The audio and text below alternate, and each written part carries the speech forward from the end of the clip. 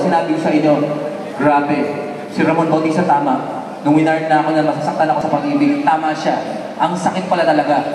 Pero, isipin nyo, pain is a good thing. Alam nyo kung bakit? Kasi, pag hindi tayo nakakaramdam ng sakit, ibig sabihin, manhid tayo. Wala tayong damdamin, hindi gumagana yung mga sensations natin sa katawan, at hindi natin nararamdaman yung saya. Yung buong bandwidth o yung buong range ng feelings na binigay sa atin ni God, naranasan natin lahat. Diba? Kaya, eto yung tema nung gabi na to, no?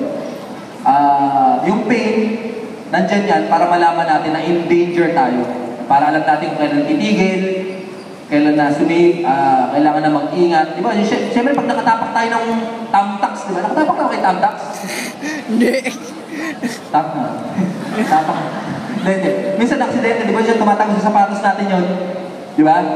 Masakit. Ibig sabihin, tumigil ka na sa kakalakad dahil may tamtax yung paa mo. Bunutin mo muna. Di ba? Para alam natin in danger tayo. At the same time, yun nga, naramdaman natin yung buong range, yung